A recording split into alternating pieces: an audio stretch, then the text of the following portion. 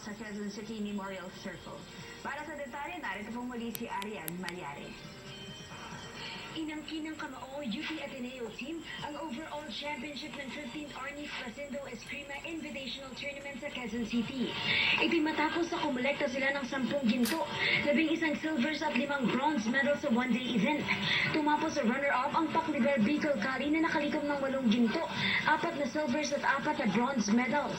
Habang third placer naman ang Asian Institute of Maritime Studies na may 6 golds, 4 silvers at 4 bronze medals. Sa panayam ng PTV Sports, naniniwala si Arnis Basindo Eskrima President Crisanto Pasindo na dapat buhayin at i-promote ang Arnis sa mga eskwelahan dahil posibleng magkaroon ng puwang ang sports sa mga future international meets.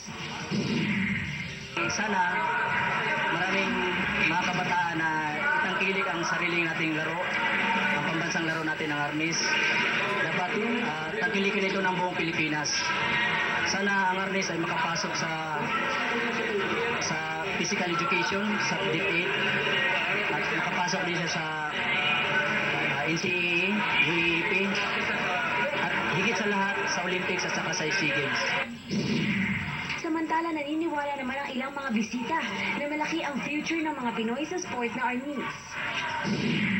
I think it's a great sport, and because you do it at school and university and also high school, lots of advantages. I think you move your body, you're fit, you meet new friends and old friends.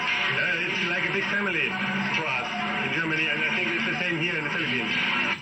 Well, I think it's great. There are a big number of people participating, and I also think it's great that there are a lot of girls and women participating, because in Germany we don't have as much women doing martial arts than men do.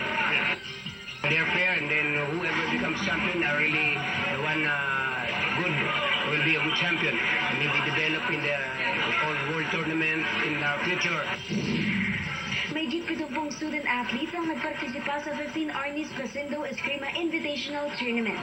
Para sa PTV Sports, Arian Malyari, Telebisyon ng Bayan.